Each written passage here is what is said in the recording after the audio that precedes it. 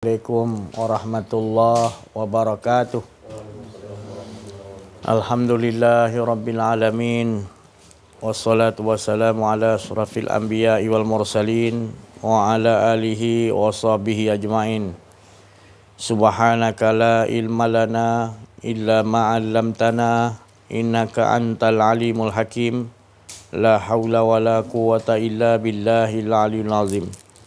Fafahamnaha Sulaiman wa kullan ataina hukman wa ilma wa saharna ma'a Daudal jibala yusabbihna wa tayra wa kunna fa'idin.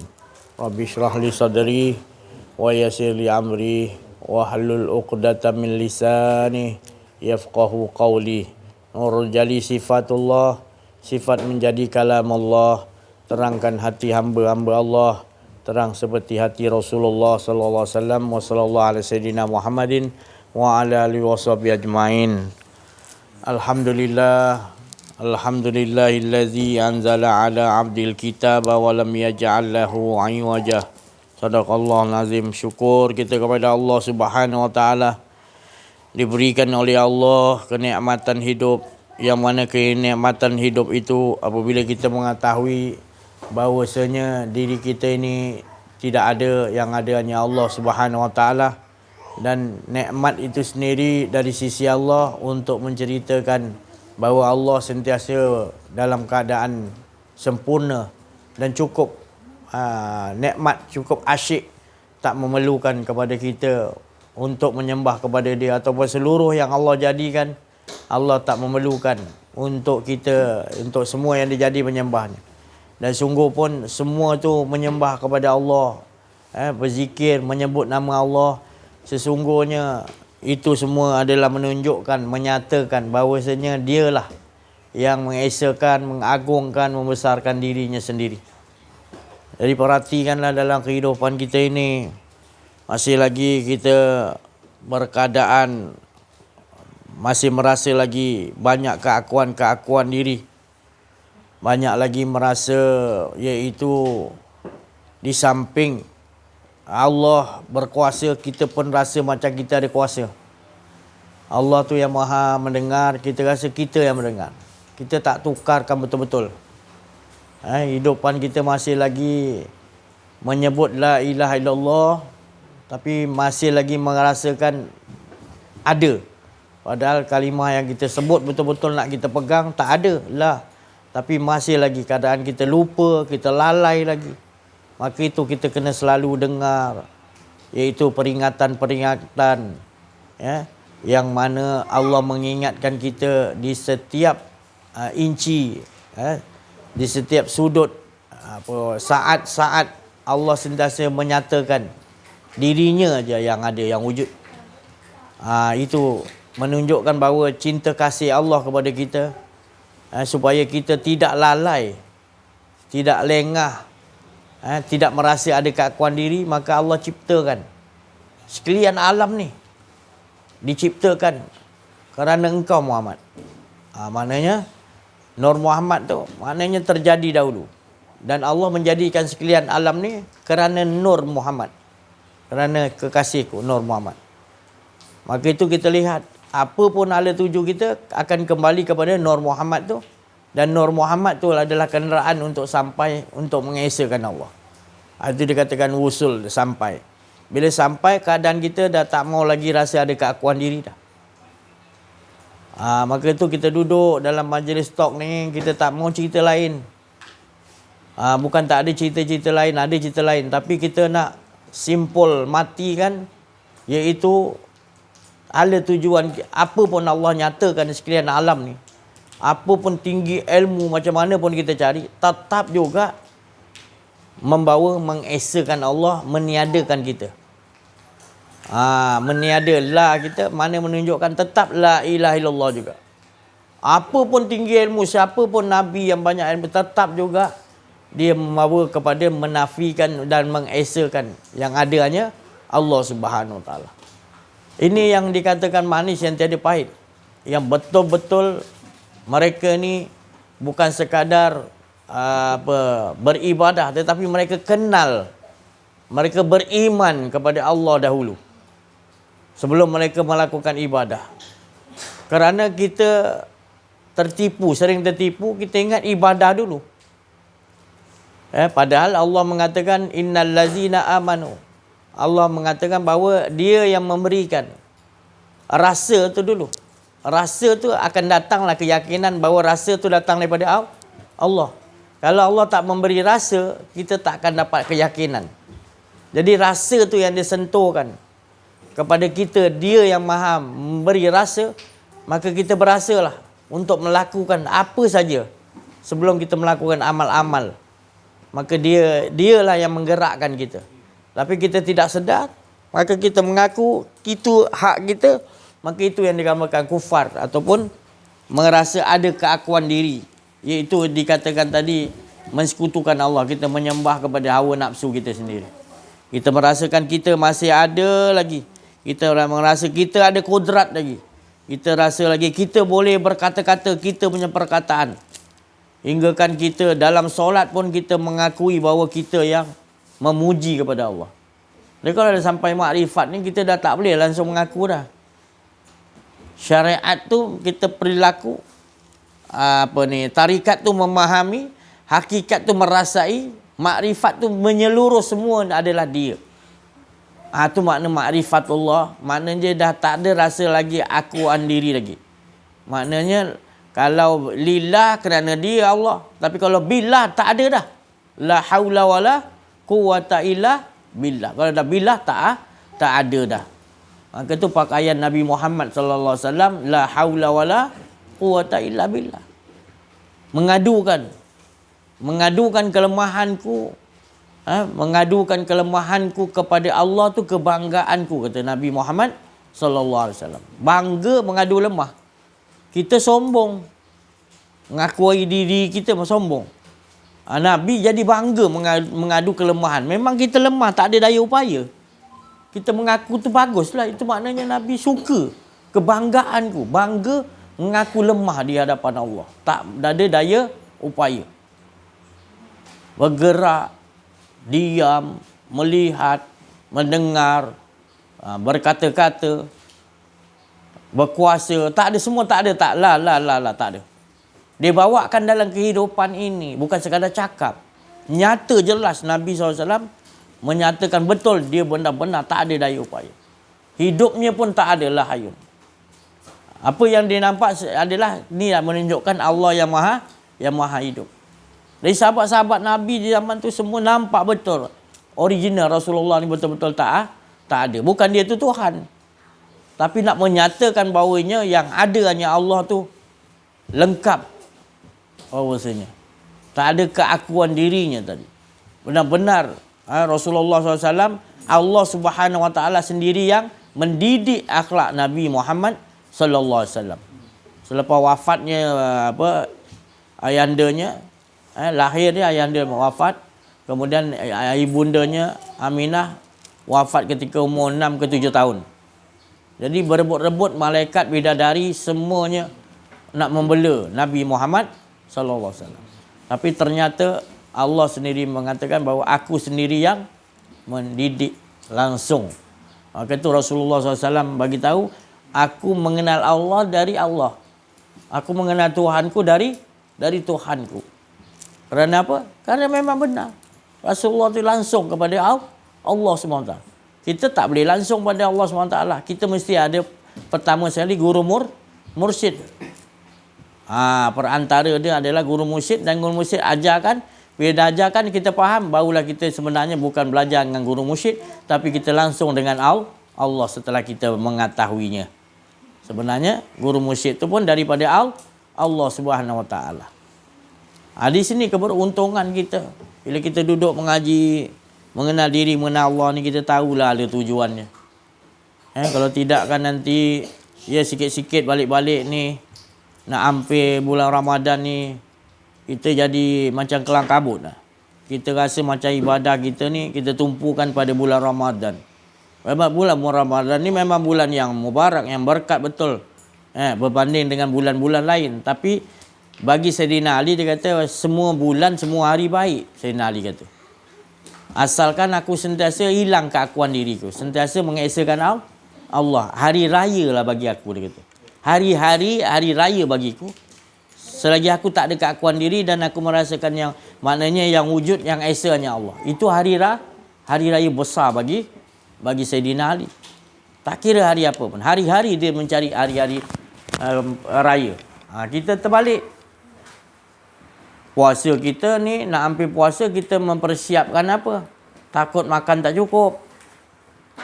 Kita macam-macam kita siapkan. Nak siap tu. Padahal persiapan yang utama sekali adalah kita punya tingkatan. Cara kita berpuasa tu adalah tingkatan puasa orang mana? Orang awam ke? Orang hawas ke? Orang hawas. Jadi dah berapa puluh tahun kita berpuasa. Puasa kita puasa tara mana? Masih orang awam, maknanya menahan lapar dan dahaga aja, ataupun puasa orang hawas paling tidak pun. Menjaga panca indera kita. Ya. Menjaga penglihatan kita, menjaga pendengaran kita, jangan mendengar-dengar perkara yang tak baik. Kita berkata kata-kata yang baik. Itu paling tidak puasa orang hawas. Puasa orang hawas.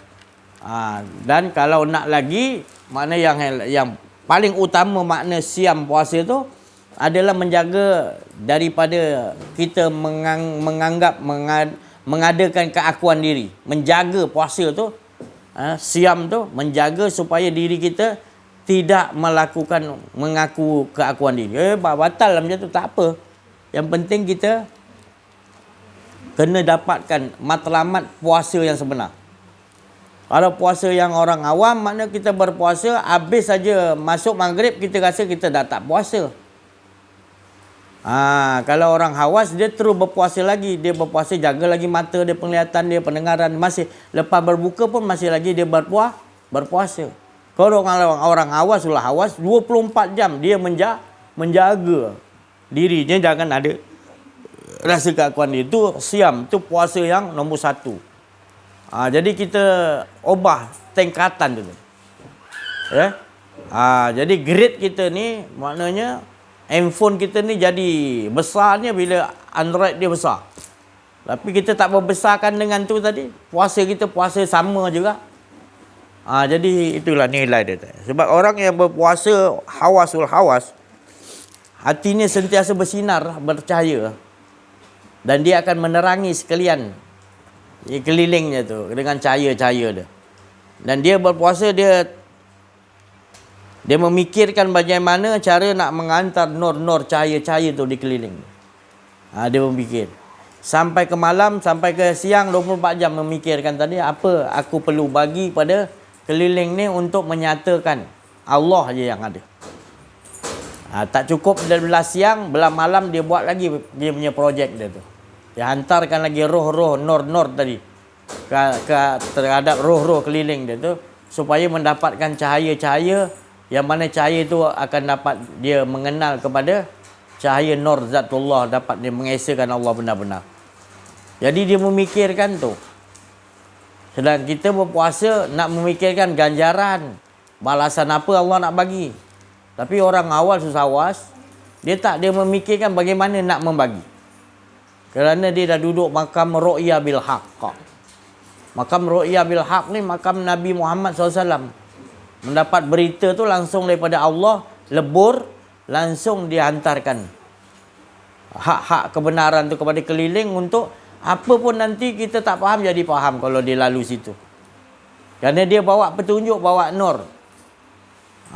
Dia tugas dia gitu. Dia tak nampak lagi tugas yang lebih penting.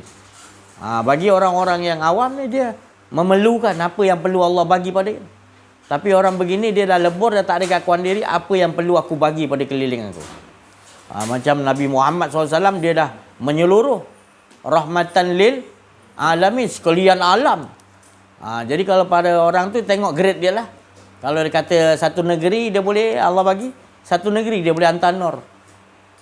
Kalau satu negara, satu negara. Kalau satu kutub lah. Kerja tu satu kutub. Bumi dia ada 4 kutub.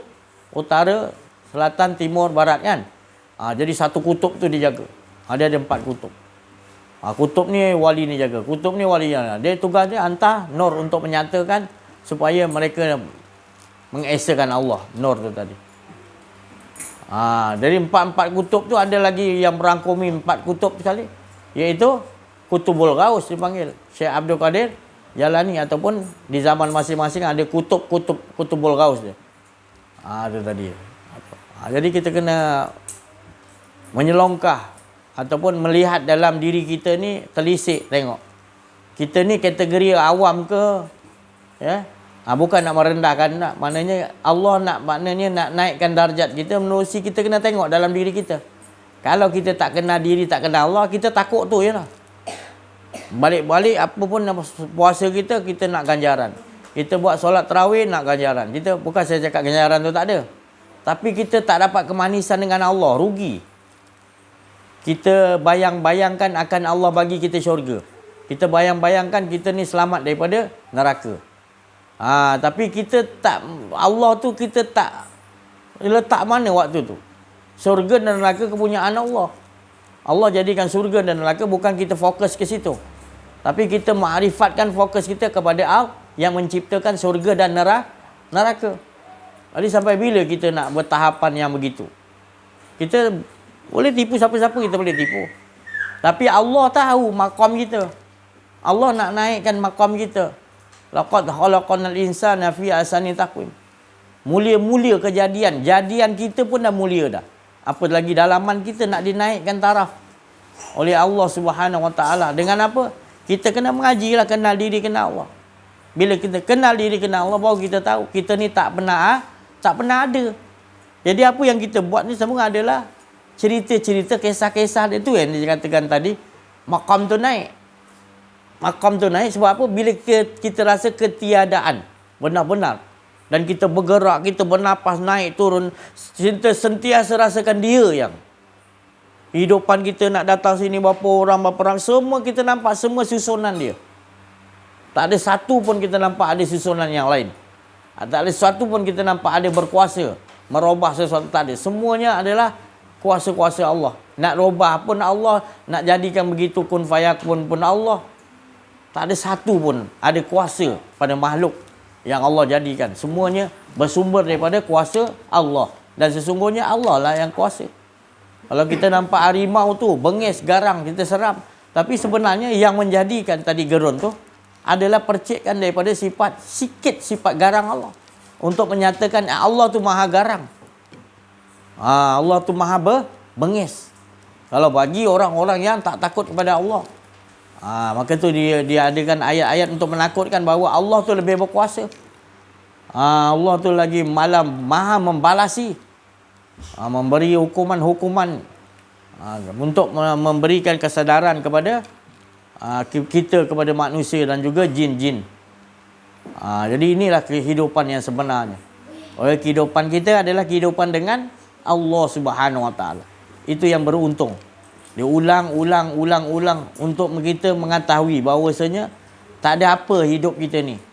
Apa pun amalan yang kita buat bagus, tapi jangan disandarkan kepada kita yang melakukan.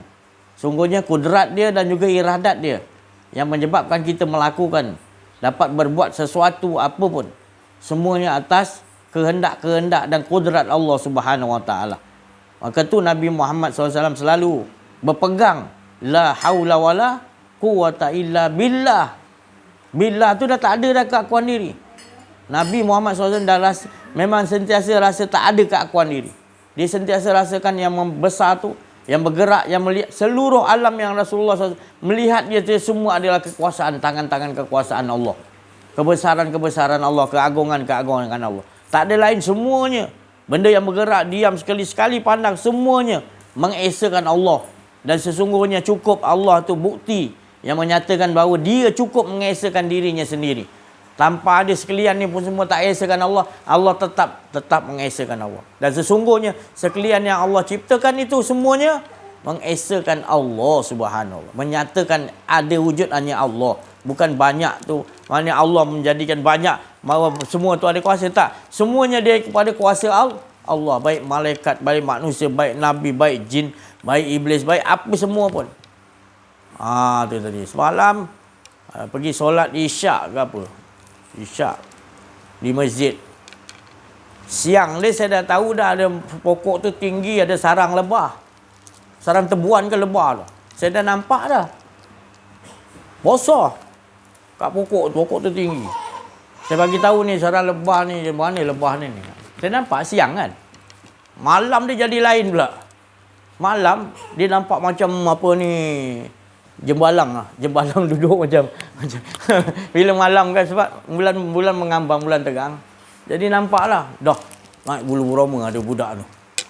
Naik bulu roma. Takut dia kata. Apa? Tu atas menang. Dah sarang lebah lah. Hilang bulu roma dia. Itu tadi. Sebab apa kita kadang-kadang selalu begitu. Takut pada benda yang Allah jadikan. Kita tak takut tu dengan Allah. Kita sering tertipu gitu. Apa pun yang menakutkan kita nampak, sebenarnya kalau kita lupa pada Allah tu lebih menakutkan lagi. Maka tu Allah bagi sedikit kita rasa takut. Kalau Allah tak bagi kita rasa takut, nanti kita jadi derhaka. Jadi takut tu perlu ada. Tapi takut tu kita ngalakan ke lain. Dulu saya ada cerita. Kita niaga takut hari hujan, pasal malam nanti orang tak ada, tak jadi niaga, takut.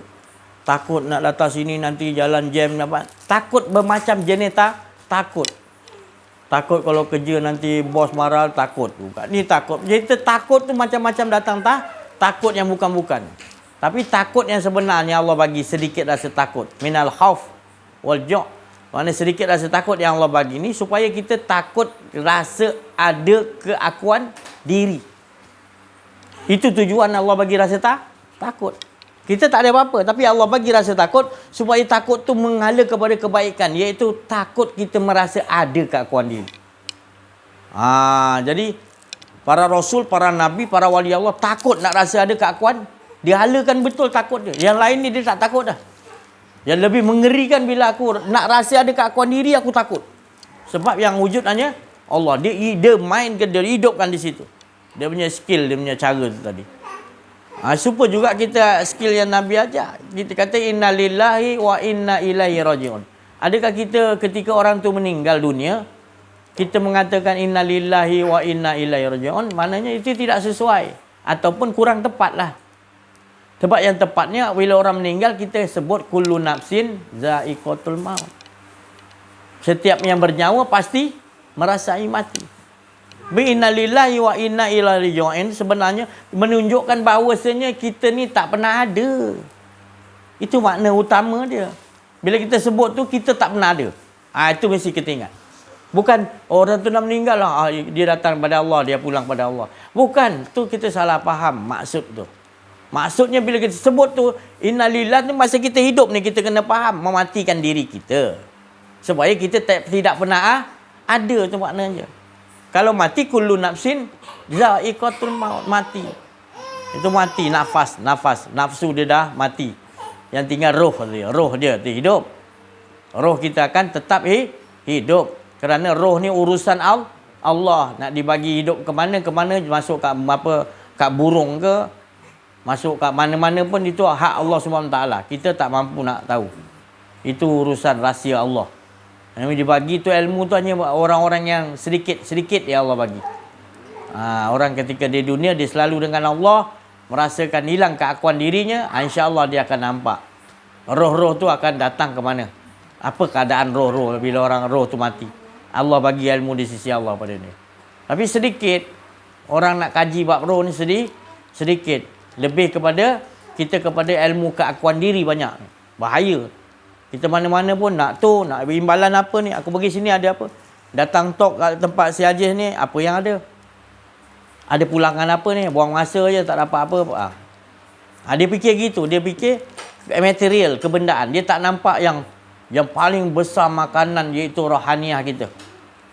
Seperti mana rohaniah kita makan di alam roh dulu 4000 tahun dengan Allah, dia tak dapat jumpa yang tu di dunia ni.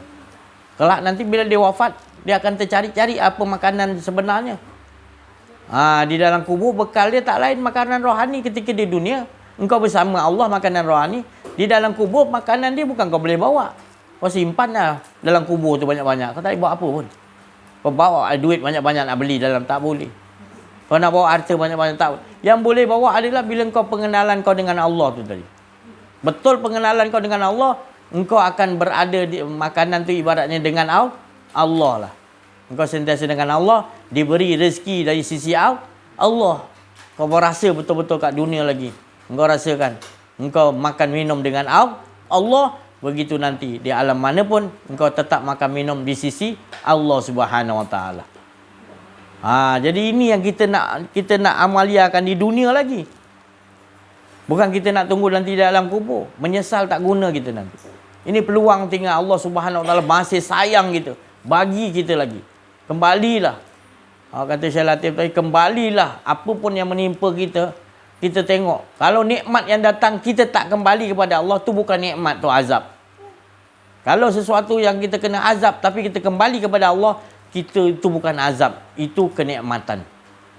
Jangan kita salah faham. Jangan ingat nikmat tu nikmat. Nikmat tu akan berubah jadi azab sekiranya kita tak merasakan, mengesakan Allah dalam nikmat tu tadi. Ya Allah ni sedap, engkau lagi sedap ya Allah, kalahkan cepat. Ya Allah ni sakit, kalau lupa engkau lagi sakit, cepat pulangkan balik. Maka orang itu sentiasa tak ada rasa keakuan dirinya. Dia tahu ini semua cerita Allah. Nikmat ke azab ke apa pun dia nampak semua Allah yang tahu nak nyusun ke depan kita. Dia tak risaukan tu. Dia risaukan, takutkan bila dia ada keakuan diri. Dan dia risaukan Allah tu tak ada dalam diri tu. Itu yang paling dirisaukan sekali. Alhamdulillah. Pada pagi yang mulia ni, insya-Allah kita sama-sama menghayati, mengamaliakan terus. Minta Allah Subhanahu Wa Taala tetapkan istiqamah. Allah tu Maha Daim, berterusan. Kita minta juga Allah yang bersifat daim. Bukan kita ni boleh berterusan amal, tapi Allah lah yang menetapkan qayyumiyah dia, yang menggungkuhkan kita untuk terus berada dalam majlis ni, terus istiqamah, terus berdaim, berkekalan, sentiasa mengesakan Allah, sentiasa merasakan pentingnya membuangkan keakuan diri. Ini semua oleh Allah, urusan Allah. Jadi kita sandarkan benar-benar kepada Allah Subhanahu Wa Taala. Saya rasa cukup sampai sini dulu. Kita minta pencerahan daripada Al-Fadil Ustaz Al-Za'i Al-Masri dan juga Pak Lang dan Syekh Latif, insya-Allah. Warahmatullahi wabarakatuh. Alhamdulillahirabbil alamin. Alhamdulillahilladzi hadana li hadza wa ma kunna linahtadi laula an hadana Allah. Asyhadu an la ilaha illallah wahdahu la syarikalah wa asyhadu anna Muhammadan abduhu wa rasuluh. Sallallahu alaihi wa ala alihi wa ashabihi haqqa qadrihi wa miqdarihil azim.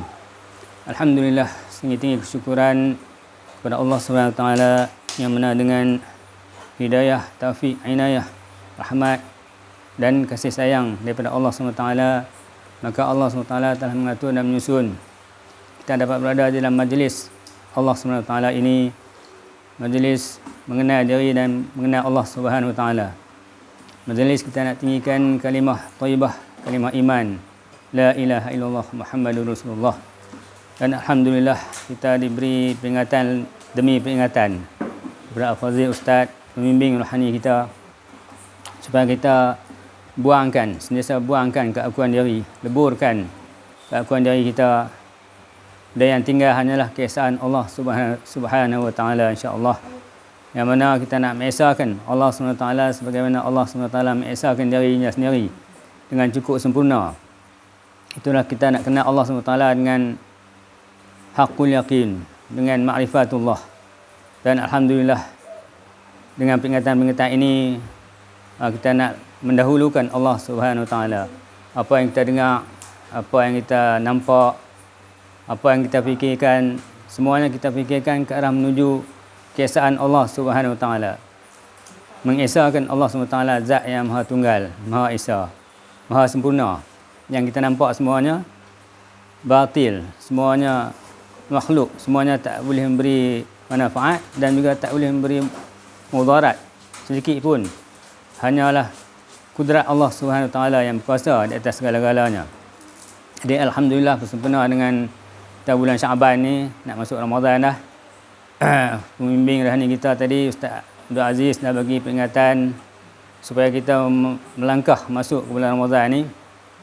Macam mana hadis Nabi kata tu, man sawma ramadhana imanan wa ihtisaban ghufira lahu ma taqaddama min dhanbihi atau kama qala Rasulullah sallallahu alaihi wasallam. Insya-Allah semoga kita dapat melangkah bulan Ramadan dengan puasa yang Ustaz kata tadi ni bukan saja puasa awam, tapi ditingkatkan, dimakamkan ke puasa khawas. Itu puasa segala-galanya, segala panca indera kita. Bukan setakat tidak makan dan tidak minum, dan ditingkatkan lagi kepada khususul khusus, khawas. Itu puasa ma'rifatullah. Puasa yang kita makrifatkan semuanya daripada Allah SWT. Itulah puasa yang kita idam-idamkan supaya kita dapat makam tu insya-Allah. Jadi kita doa sama-sama supaya kita dapat melangkah pada Ramadan, memasuki Ramadan al-Mubarak, Ramadan Karim ini dengan puasa khawas, puasa khususul khusus. Itu insya-Allah semoga kita diterima oleh Allah SWT dan kita hilangkan keakuan diri. Kita leburkan keakuan diri. Kita makrifatkan hanya zat Allah SWT, kudrat Allah SWT saja yang meliputi segala-galanya. Jadi alhamdulillah, ya, itulah sedikit konsep pada pagi ini. Sekian, wabillahi taufiq wal hidayah. Wassalamualaikum warahmatullahi wabarakatuh. Wala haula wala quwwata illa billahil aliyyil azim.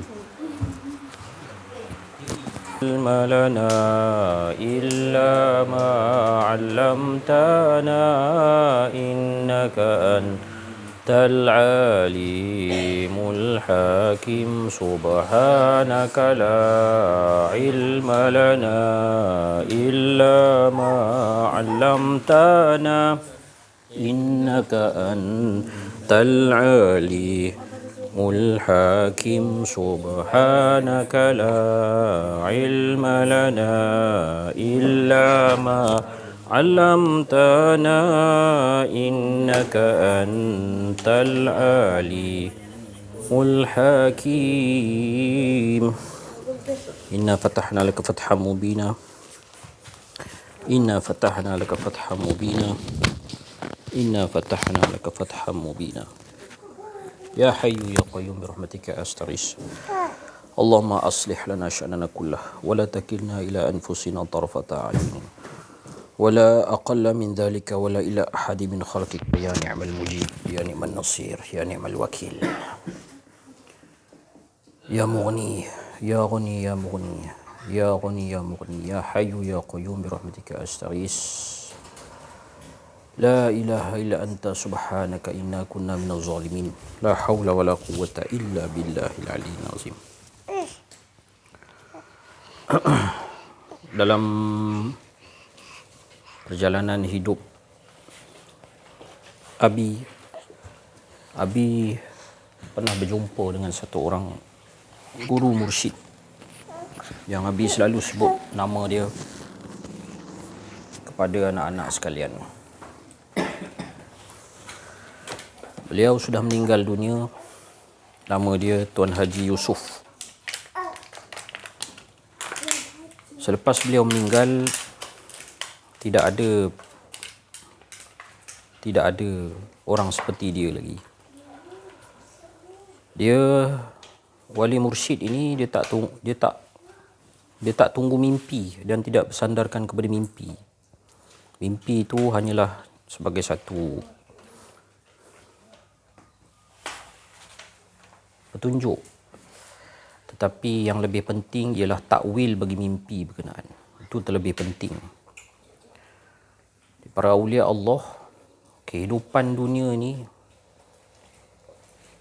keseluruhannya adalah merupakan tajalli. Oleh kerana beliau dah meninggal, rasanya bolehlah cerita sikit bagaimana hubungan karib dia dengan Rasulullah sallallahu alaihi wasallam. Beliau tak tunggu mimpi untuk berjumpa dengan Rasulullah. Dalam majlis-majlis yang seumpama ini,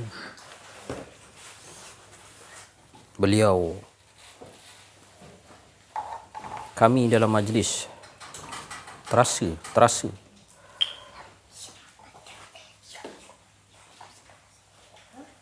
terasa. Majlis yang penuh barakah dihadiri oleh Rasulullah sallallahu alaihi wasallam, dan ia selaras dengan syariat. Ada dalil dia. Siapa yang pernah jumpa aku dalam mimpi, dia akan jumpa aku secara yaqazah. Satu.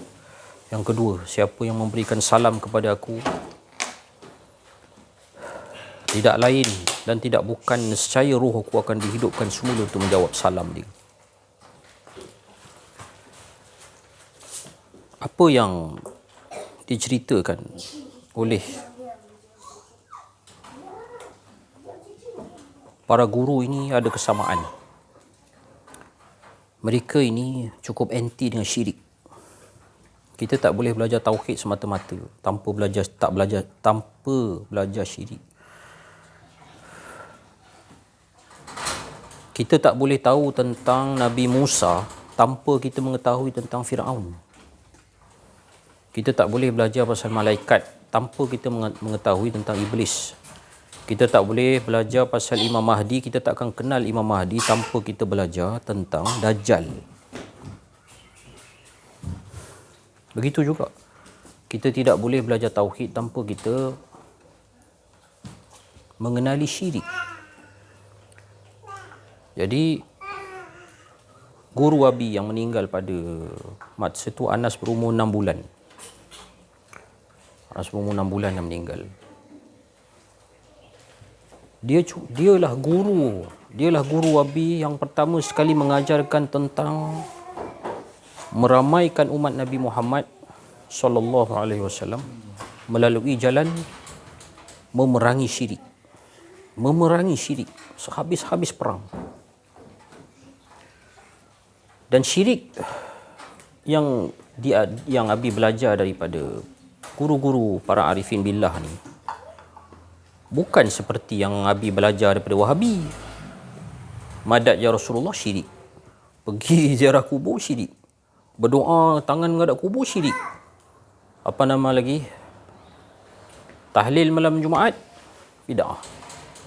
Itu yang Abi belajar pada Wahabi. Bukan. Para arifin billah mengajar tentang syirik dengan begitu halus, sesuai dengan syariat Islam, tentang hadis-hadis yang banyak, iaitu pengetahuan tentang ilmu hadis. Tak silap Abi, ada hadis yang Abi pernah terbaca. Atau kama qala Nabi SAW, ikhlas itu halus, sehalus malam yang gelap, semut yang hitam di atas batu hitam dalam gua di malam hari. Itu ikhlas. Kemudian minta maaf kalau Abi silap. Syirik pun lebih kurang macam tu juga. Syirik pun tak silap saya palang. Adakah hadis yang lebih kurang macam tu juga? Nak kena cek balik lah hadis ni, tak boleh main-main kan. Dan kita cek balik. Mana halus hadis ni. Dan ada lagi hadis. Apa nama? Allahumma salli ala Muhammad. Aku lebih takut daripada Dajjal nak keluar. Iaitu berkaitan syirik khafi ni. Syirik yang halus. Kemudian Dr. Abdullah Jalil membentangkan berkenaan dengan syirik ada dua wajah. Iaitu menyamakan makhluk dengan Allah. Ini yang selalu kita belajar. Yang wajah kedua, menyamakan Allah dengan makhluk. Dua-dua ni syirik. Dua-dua ni harus diperangi. Maksud diperangi bukan macam ISIS. Bukan macam ISIS ni, dia bila nampak benda syirik, dia rasa nak tumbuk, dia rasa nak tembak, dia rasa nak balun. Bukan. Kita ni Ahlussunnah wal Jamaah ni masuk dalam hati Rasulullah. Makna apa? Kasih sayang. Kita juga lain dengan Syiah. Syiah ni dia simpan dendam. Sebab imam dia, Imam Hasan, Imam Husin dibunuh. Jadi kasih sayang dia berhenti setakat Imam Hasan, Imam Husin ni. Jadilah seorang watak yang pendendam. Ahlussunnah wal Jamaah dia melanjutkan pengajian dia, melepasi dendam ni, meneruskan perjalanan sampai usul kepada hati Rasulullah. Bila sampai kepada hati Rasulullah sallallahu alaihi wasallam, Rasulullah ni pemaaf. Rasulullah dah tahu dah diberikan wahyu. Al-Hasan akan diracun, Al-Husin akan dipenggal. Rasulullah tahu dah. Tapi Rasulullah kata dia sabar dan dia redha. Ketentuan ini dia tak minta pun. Dia tak minta, baginda tak minta pun untuk ubah takdir ni. Kerana Rasulullah kata aku simpan doa tu untuk umat aku. Saya tak tahulah apa yang Rasulullah simpan tu. Saya rasalah Rasulullah berdoa, ya Allah kosongkan neraka. Umat aku jangan bagi seorang pun dalam neraka. Keluarkan ya Allah, keluarkan. Semua buah dalam syurga. Itu doa yang Rasulullah simpan. Rasulullah simpan, Rasulullah tak berguna. Talian hayat yang terakhir, doa Rasulullah pasti makbul. Tapi Rasulullah tak mau guna untuk ubah takdir Hasan dan Husin. Dipenggal dan diracun. Allahumma salli ala Muhammad. Jadi kasih sayang yang sebegini ada daripada jiwa para arifin billah, iaitu nak mengosongkan neraka Allah. Semuanya hendak pindah masuk dalam syurga Allah. Justru pengajian dengan Ustaz Aziz ni menarik minat saya kerana beliau pun memerangi syirik dengan kasih sayang. Iaitu barang siapa yang ada keakuan diri, dia dikira sebagai syirik. Dengan melihat daripada diri sendiri dulu. Selalu dia ulang, minta maaf saya ada keakuan diri, ampunkan saya ada keakuan diri, silap salah saya. Selalu dia cakap macam tu di hujung setiap kali talk. Dia melihat diri dia dulu. Ini watak Sufism, bukan melihat orang lain dulu. Lihat diri sendiri dulu. Nak selamatkan diri sendiri dulu daripada. Selagi mana kita belum mati, kita masih lagi terdedah kepada bahaya syirik. Oh, saya sendiri yang cakap pasal syirik ni, saya belum tentu mati dalam keadaan iman, dalam keadaan ihsan. Takut sangat mati dalam keadaan syirik. Wal'iyadzubillah. Tak ada siapa boleh jamin diri dia selamat. Allahumma salli ala Muhammad. Jadi kalau guru saya dulu, Allah yarhamu, Haji Yusuf, dialah orang yang sangat-sangat mendedahkan kepada saya tentang syirik. Halus ilmu dia tu sehingga tahap dia cerita kepada saya perbezaan jin dengan hantu. Perbezaan jin dengan hantu. Beza saya aku sama, rupanya beza. Jin ni dia memang lahir sebagai jin. Hantu ni rupanya manusia yang mati dalam keadaan syirik. Roh dia nak pergi syurga tak boleh, nak pergi neraka pun tak boleh. Jadi hantu. Contoh, katalah seorang ni dipanggil ustaz ketika mana hayat dia. Jadi dia ni apa nama, dia solat, puasa, zakat, haji lengkap, rukun Islam, rukun iman lengkap. Tapi seketika dia mati dia ada ilmu, dia ada ilmu, contohnya ilmu kebal.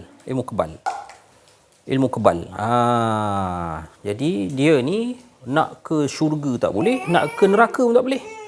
Kalau nak ke neraka pasal dia ni sujud menyembah Allah, dia sebut la ilaha illallah, Allah pun dia sayang Rasulullah, kan, dia sembah Allah. Tapi nak masuk syurga tak boleh pasal ada syirik. Ilmu memuja jin contohnya, syirik. Jadi ini jenis menyamakan makhluk dengan Allah. Menyamakan makhluk dengan Allah. Itu syirik. Samalah dengan apa yang Ustaz Aziz cakap. Menyamakan makhluk dengan Allah. Allahumma salli ala Muhammad. Tak boleh, itu sejenis syirik. Kuasa Allah ialah kuasa Allah. Makhluk ialah makhluk. Allahumma salli ala Muhammad. Jangan menyamakan makhluk dengan Allah. Itu adalah merupakan satu sejenis syirik. Kemudian saya lanjutkan pengajian dengan Dr. Abdullah Jalil. Dia terbalik. Menyamakan Allah dengan makhluk. Seperti Allah ada tangan, Allah ada jari, tangan Allah dua-dua kanan, Allah ada betis, Allah ada wajah. Itu pun sejenis syirik wajah kedua. Menyamakan Allah dengan makhluk. Syirik juga, syirik nombor 2. Allahumma salli ala Muhammad. Keakuan diri. Bila kita ni banyak mengaji tentang keakuan diri berbanding mengaji menafikan keakuan diri. Institusi-institusi yang kita masuk, yang kita cuba dan kita mengaji, itu semua institusi yang membina keakuan diri. Membina kesenangan sendiri, membina. Yalah, daripada kecil dah diterapkan mengaji rajin-rajin, nanti kerja bagus, gaji tinggi. Itu semua jenis keakuan diri. Salah satu cara untuk menafikan keakuan diri ini adalah dengan jalan khidmat. Khidmat kepada Rasulullah. Mengaji rajin-rajin je, nanti boleh khidmat kat Rasulullah dengan hebat dan cekap. Dah. Dapat nafikan keakuan diri, terus kepada falsafah yang sahih. Kepada falsafah yang benar. Allahumma salli ala Muhammad. Jadi para guru arifin billah ni sama je perjuangan dia. Membasmi syirik dan membina ikhlas.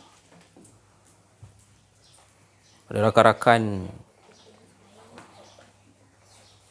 yang mendengar YouTube, para asatizah, para ulama arif billah, semuanya kita mengajak agar kita mengambil seruan yang sama, iaitu membasmi keakuan diri. Kerana sudah cukup banyak dah tempat kita mengaji membina keakuan diri. Kerana dia adalah merupakan sejenis syirik yang halus. Syirik yang halus. Yang sangat bahaya kalau ada di dalam dada. Silap teknik sikit dah kita terjerumus di dalam lembah keakuan diri. Contoh yang sering berlaku pada teman-teman para asatizah. Kalau pergi ceramah, kalau niat kerana envelope yang diberikan oleh JK Masjid, itu sejenis keakuan diri. Itu sejenis keakuan diri. Tak boleh tu. Carilah jalan macam mana pun untuk nafikan keakuan diri tu. Cari jalan macam mana sekalipun. Cari jalan. Jangan sampai ada niat ke situ. Syariat ada. Jalan syariat ada. Jalan syariat ada. Jalan syariat dah menunjukkan jalan. Macam mana nak nafikan keakuan diri. Pakailah syariat seteguh-teguhnya.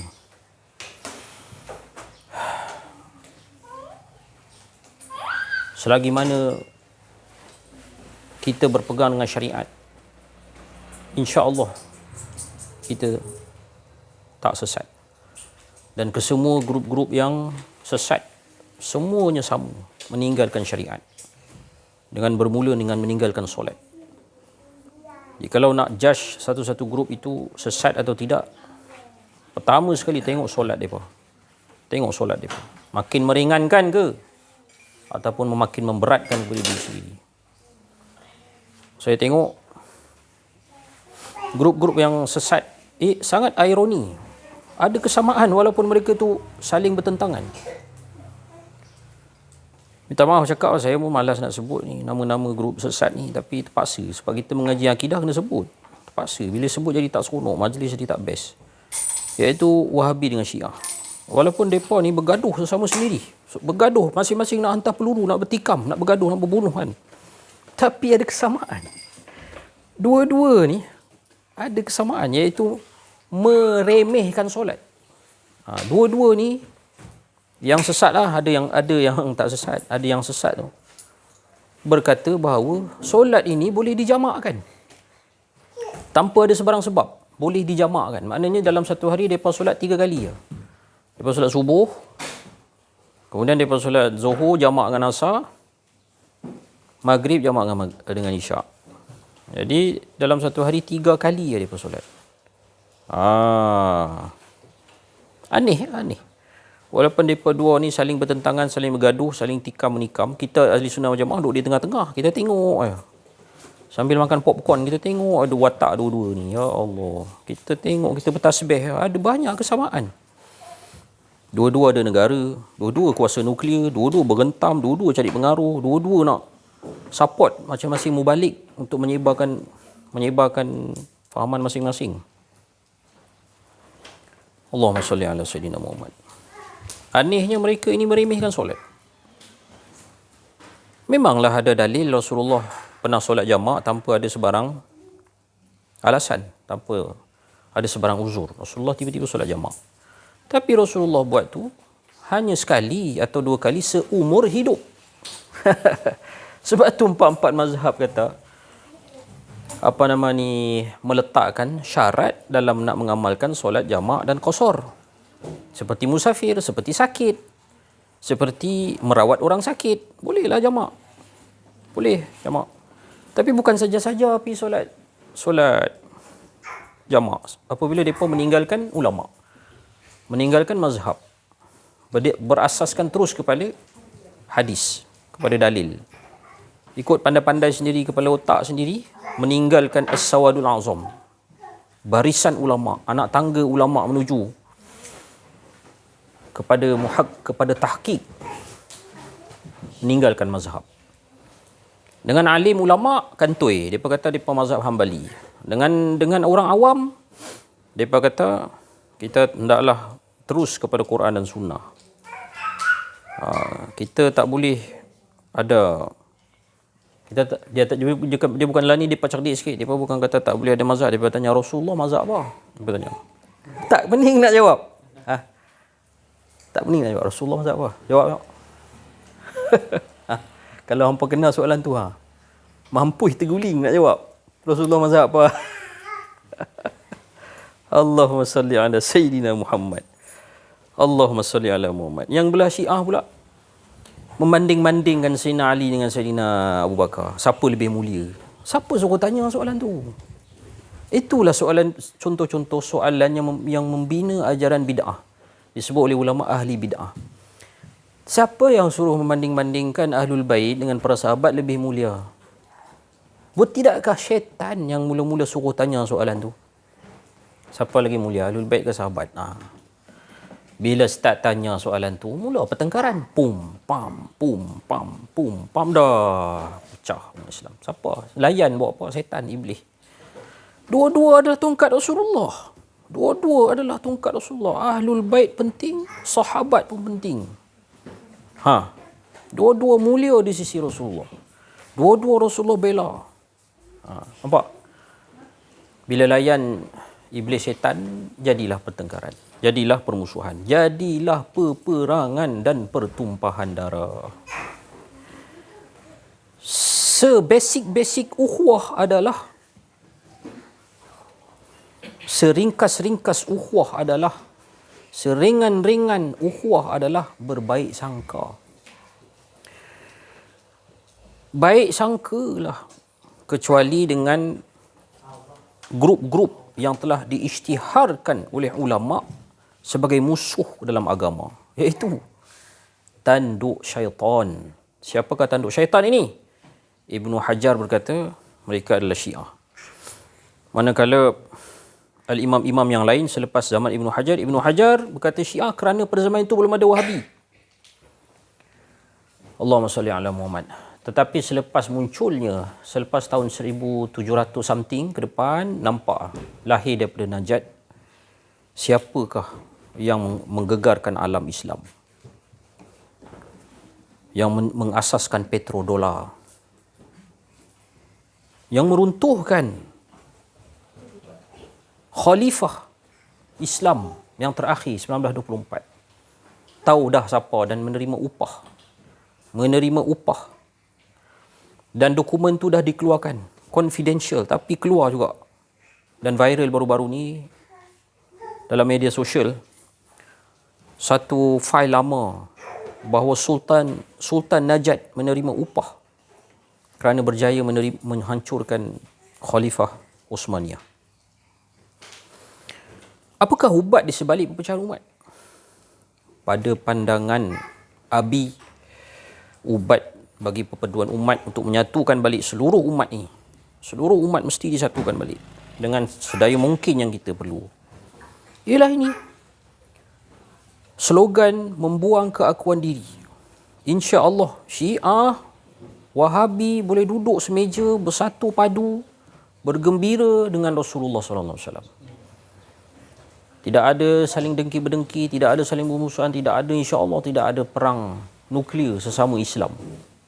Jikalau sudi menerima dakwah membuang keakuan diri. Bukan senang. Bukan senang. Sering kali kita ni dirundung ujian. Ujian tu selalu kalah. Allah takkan berhenti uji kita. Allah takkan berhenti uji. Allah uji kita dengan lapar, khauf wal jau', khauf. Takut, tadi ustaz ada sebut pasal takut ni. Ketakutan dilemparkan oleh syaitan, takut miskin. Allahumma salli. Takut sakit, takut mati. Itu semua ayat Quran dah cakap tu. Syaitan, syaitan ya'idukumul faqr. Syaitan ni dia akan mewar-warkan kepada kamu fakir. Masuk ni grup fakir. Join dakwah fakir, miskin, tak sempat nak kerja. Dunia tak ada nak berniaga.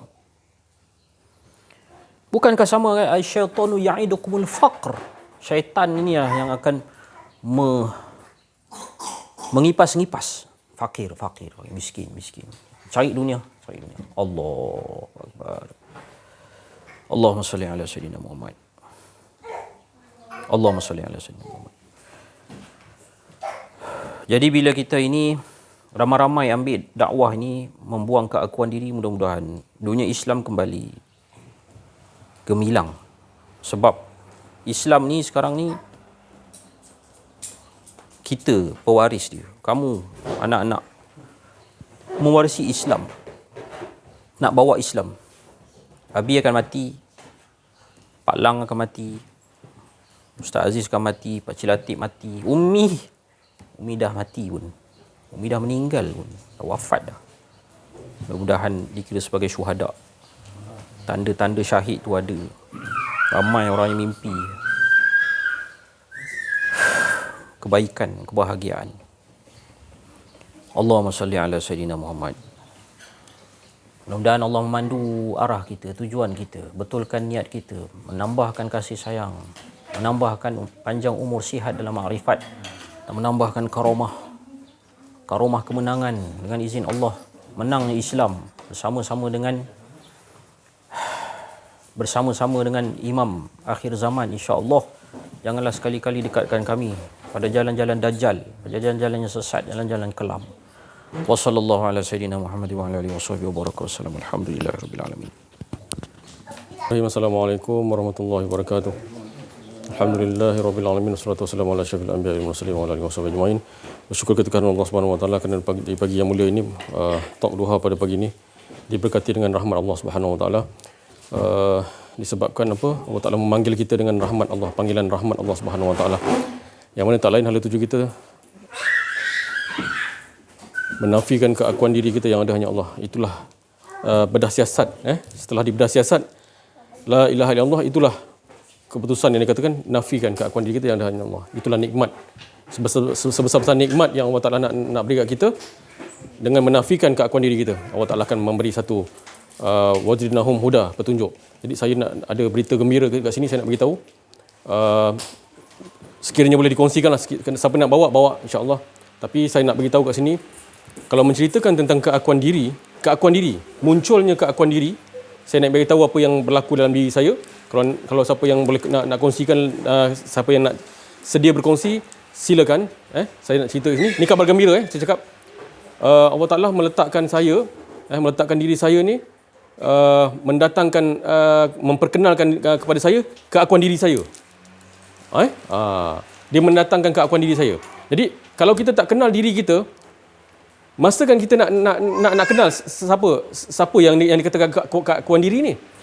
Hanya kita menyebut, macam saya lah, selama ni saya sebut. Tapi saya jadikan seperti doa Nabi Ibrahim alaihi salam. Ya Allah, Kau tunjukkanlah kebesaran-Mu ya Allah. Yang burung tadi tu kan, Jadi saya berdoa sebegitu, ya Allah. Kebesaran apa yang Kau nak tunjukkan ini ya Allah, agar aku yakin dengan Kau ya Allah. Jadi Allah Ta'ala letakkan saya baru-baru ni keakuan diri saya. Yang selama ni dia yang jatuhkan saya. Dia sendiri yang jatuhkan saya. Jadi dia datang kali yang kedua ataupun kali kelima sekalipun, dia datang. Dia bisik. Seperti pelajaran yang Syekh Aziz beritahu dulu, bisikkan hawa tadi tu kan. Ni. Ini terzahir bukan saja diceritakan, bukan saja didengar tapi dinampakkan dalam diri saya sendiri. Saya nak cakap Jadi dia datang tu. Lepas tu saya pun cakap, datang suara Allah kan. saya pun balas balik, saya cakap, engkau tak payahlah, engkau itu dah jatuhkan aku, kan? Hari ni kau nak jatuhkan aku balik, kau pergi balik sejauh. Dia pun lintang bukang lah. Itu saya nak cakap. Bukan saya cakap saya kuat, tapi saya nampak pengaturan diri saya ni diatur oleh Allah SWT. Musuh yang nak datang tu, keakuan diri tu bukan senang. Bukan senang. Tapi dengan kehadiran keakuan diri yang Allah Ta'ala memperkenalkan, itu yang mahal tu. Saya nampak kebesaran Allah yang macam mana Nabi Ibrahim tepuk burung tu. Kan? Allahu Akbar, dia cantum semula tu. Saya nampak di situ kebesaran dalam diri saya tadi tu. Saya nak cakap. Jadi insya-Allah mudah-mudahan saya tak cakap sama semua, kan? Pembimbing rohani lebih tahu lagi perkara ni. Jadi siapa-siapalah, kawan-kawan ke, sahabat-sahabat ke, kalau mengalami sebegitu, bolehlah PM saya. Mana-mana tahu boleh berkongsi dengan saya ke, kan? Ada mungkin ada sedikit kesamaan ke di antara kita, kan? Saya suka macam tu. Jemaah-jemaah di Kuala Lumpur dia akan sama-sama dengan saya, kan? Dia WhatsApp dengan saya ke ataupun telefon. Saya suka gitu. Jadi pengalaman pengalaman rohani tu yang boleh mencetuskan kita punya, membangkitkan kita punya kehidupan kita dengan Allah Subhanahu Wa Taala. Jadi sangkaan baik kita dengan Allah Subhanahu Wa Taala tu adalah tak ada keakuan diri lah.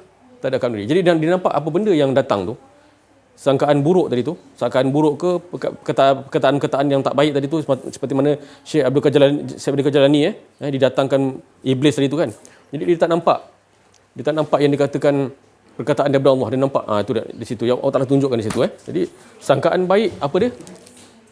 Kita kena menafikan. Kita dah memang tak ada keakuan diri, bukan nafikan lagi. Dah tak ada dah keakuan diri kita. Itu sangkaan baik kita dengan Allah SWT. Bila nak datang sangkaan buruk tu, kita mengenal dia. Itu yang penting, kita kenal tu. Kalau tak kenal susah juga. Kan? Apa pun kalau kita sendiri pun, kalau kita nak apa? Yalah, nak mengenal sesiapa pun, kita kena mengenal lah. Jadi kita tahu siapa dan sebagainya.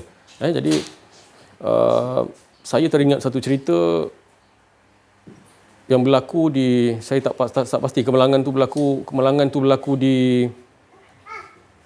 Negeri Sembilan, tak silap saya. Perempuan tu bekerja di Putrajaya. Nak melihat convocation adik beliau, tak silap saya.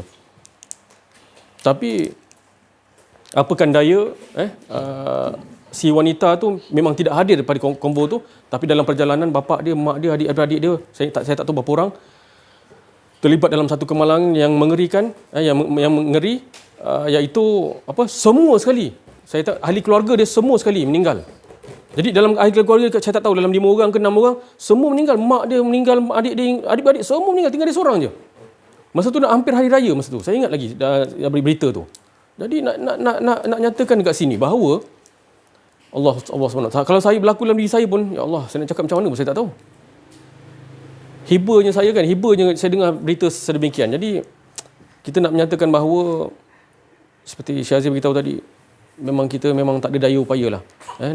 Nak menentukan tak kisahlah siapa, anak ke isteri. Jadi ialah alhamdulillah pelajaran ni membangkitkan kita menyerah diri kepada Allah SWT, kembali kepada Allah SWT. Inna lillahi wa inna ilaihi rajiun. Jadi alhamdulillah, ini rahmat. Kita duduk dalam perkumpulan yang dikatakan talk ni, kenal diri kenal Allah ni, dapat kita sama-sama membangkitkan kehidupan kita dengan Allah Subhanahu Wa Taala. Itu yang jadi cuba kita renungkan bahawa keadaan sebegitu yang hiba tu, ya Allah, macam mana kita nak hadapi kalau kita tak ada yang ni, kenal diri, kenal Allah. Pasti bergoyang. Yang wanita tu pasti saya ingat memang bergoyang. Dia pun di kaunseling masa tu. Saya rasa saya ikuti berita beliau. Ya Allah, kan, macam mana keadaan dia, kan, ya Allah. Jadi keadaan kita ni bila kita berkehidupan dengan Allah, saya cakap memang senang. Mudah saya cakap, tapi kalau kena kat diri saya pun bergoyang juga, kan. Tapi bergoyang apabila kita dipegang oleh Allah Subhanahu Wa Taala tadi tu, yang dikatakan berkehidupan dengan Allah Subhanahu Wa Taala, ya Allah. Insya-Allah lah. Insya-Allah, mudah-mudahan kita yakin Allah Taala sentiasa yang dikatakan la ilaha illahu hizni, pembenteng. Dia tak ada keakuan diri, dia bagi pembenteng, maka kita berkehidupanlah dengan Allah. Saya harap saya dan semua yang berada di sini dan yang mana-mana kita sentiasa berkehidupan dengan Allah, kita akan dapat satu ketenangan lah, insya-Allah, mudah-mudahan. Insya-Allah, sekian daripada saya. Wabillahi hidayah. Assalamualaikum warahmatullahi wabarakatuh.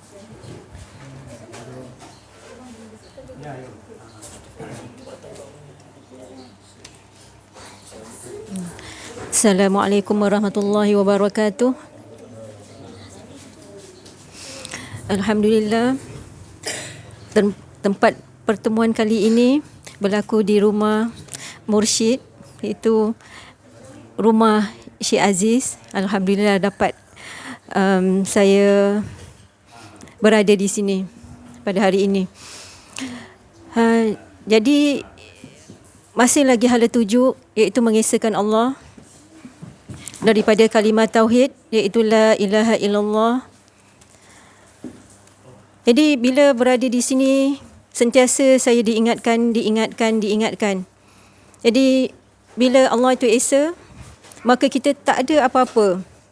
Ambil contohnya, tidak ada basar, tidak ada sifat basar. Bila tidak ada sifat basar, bermakna tidak ada sifat melihat pada individu. Jadi bila tidak ada sifat basar tu, maka yang ada sifat basar tu Allah. Jadi bila kita tidak ada apa-apa, maka penglihatan kita adalah penglihatan Allah. Maka apa yang kita perhatikan sekeliling, apa yang kita lihat, apa yang berlaku pada setiap individu, itu adalah cerita-cerita Allah. Allah nak menunjukkan kisahnya, Allah menunjukkan kisahnya pada insan, pada manusia. Jadi bila kita lihat seseorang, kita tidak akan lihat buruk seseorang ataupun baik seseorang, tapi kita lihat itu adalah semua cerita-cerita Allah. Dan yang baik dijadikan kalau yang baik kita ambil sebagai ikutan, dan yang tak baik kita jadikan dia sebagai tauladan. Jadi di situ kita akan rasa kita akan sentiasa bersangka baik dengan orang. Tidak ada lagi perasaan marah, tidak ada perasaan geram, tidak ada perasaan-perasaan yang negatif tu hilang bila kita berjaya nafikan keakuan diri kita. Itu sahaja perkongsian saya pada hari ini. Assalamualaikum warahmatullahi wabarakatuh. Allah Subhanahu Wa Taala, apa yang diucapkan oleh sahabat-sahabat kita, teman-teman kita tadi, saudara-saudari kita tadi, semuanya daripada khatir Rabbani, daripada kalimat-kalimat kudus, kalimat yang suci, yang tak lain nak mengajak kita sama-sama untuk mengesahkan Allah, benar-benar membuangkan keakuan diri, supaya kita dapat benar-benar kemanisan beribadah. Maknanya dalam kehidupan kita sentiasa rasa bahagia, iaitu kita tidak ada lagi kerisauan. Tempat hala tuju kita bukan syurga ataupun ke neraka, tapi tempat hala tuju kita dah tahu. Irji'i ila rabbik, iaitu kepada Allah sentiasa, iaitu dengan cara la ilaha illallah, membuangkan keakuan diri, benar-benar jujur dan ikhlas. Bukan sekadar siapa Tuhan kamu? Allah. Semua orang muka Islam boleh cakap, siapa Tuhan kamu? Allah. Tapi yang tahu betul Allah Subhanahu Wa Taala dan diri kalian. Maka itu Allah kata, tengok dalam diri kalian, betul ke kamu ni menyebut nama Allah tu atas Allah yang menyebut ke atau kamu? Kamu merasakan Allah tu Allah yang memberi rasa untuk kamu dapat merasakan Allah kemanisan tu, ataupun kamu? Jadi ini yang kita nak pelajari, nak fahami. Tak sama. Semalam pun dah dibagi tahu, diulang-ulang. Tak sama. Rasulullah wafat tu, sakaratul maut Rasulullah tu dengan kita jauh beza. Rasulullah SAW dia tak ada rasa lagi kesakitan sakaratul maut. Mana mungkin Allah nak bagi.